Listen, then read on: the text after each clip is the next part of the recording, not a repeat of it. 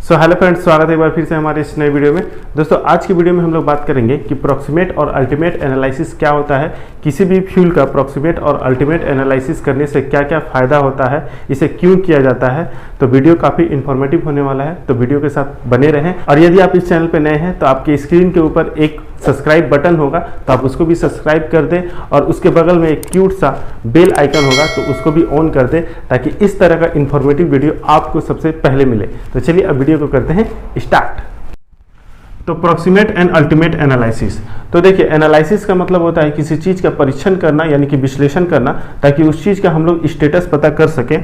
तो यहाँ पे हम लोग देखेंगे प्रॉक्सिमेट और अल्टीमेट एनालिसिस के बारे में।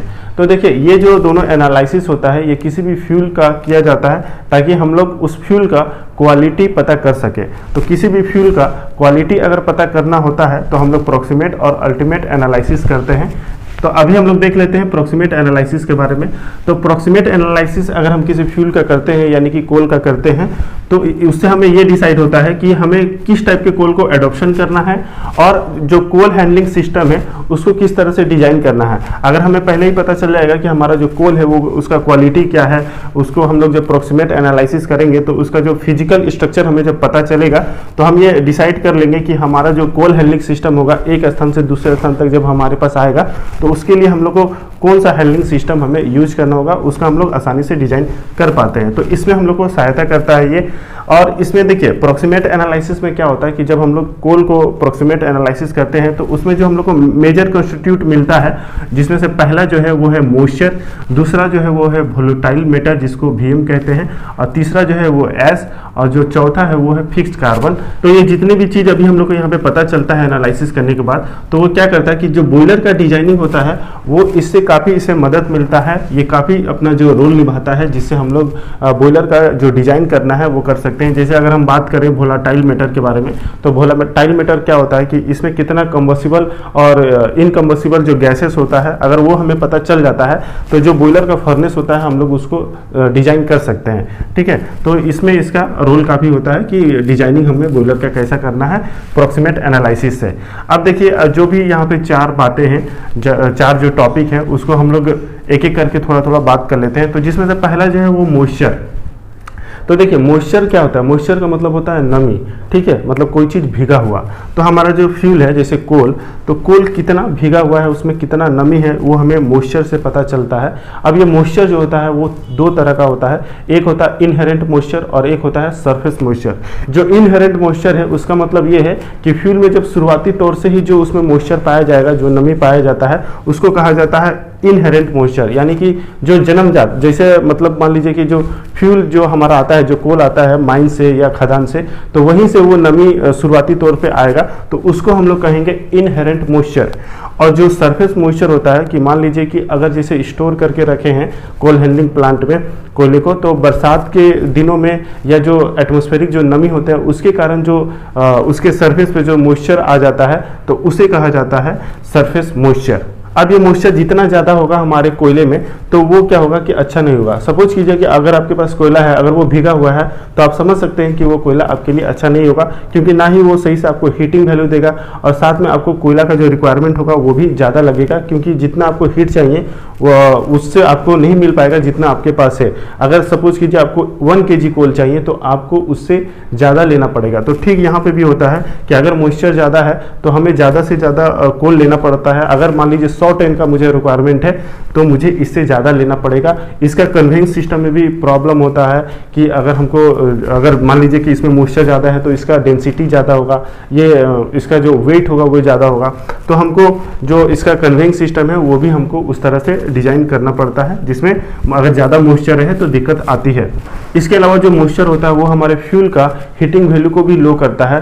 तो देखिए जैसे ही अगर ये फर्नेस में जब कंबशन होगा हमारा फ्यूल, तो वहाँ पे क्या होगा कि ये जो हमारा वाटर पार्टिकल्स है, तो जैसे कि H2O, तो H2O जब वेपोराइज होगा तो वो वेपोराइज कैसे होगा, वो कुछ हीट को गेन करेगा तभी तो होगा।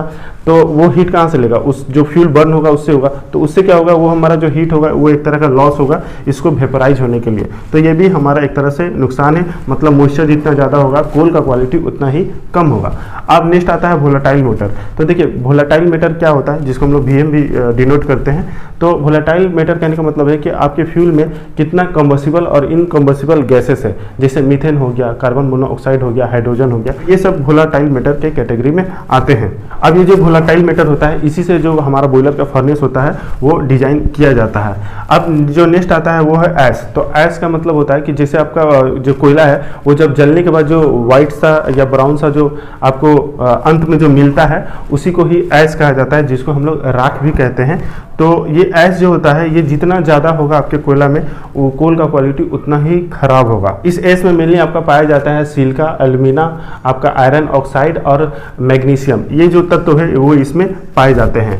अब ये जितना ज़्यादा अगर कोल में रहता है वो उतना ज़्यादा आपका क्लिंकर बनने की चांसेस होती है, क्योंकि अगर ऐश का, अगर मान लीजिए आपके कोल में ऐश ज़्यादा है और वो अपने फ्यूजन टेम्परेचर तक पहुँच गया, सपोज कीजिए कि आपका जो ऐश रेडी हुआ फर्नेस में और वो फ्यूज हो गया, हो गया, इसका मतलब है कि एक टेम्परेचर ऐसा आएगा कि जहाँ पर जो आपका जो ऐश है वो मेल्ट होना स्टार्ट हो जाएगा, और जैसे ही वो मेल्ट होगा तो क्या होगा, वो आपस में चिपक जाएगा और वहीं पे क्लिंकर का फॉर्मेशन होता है।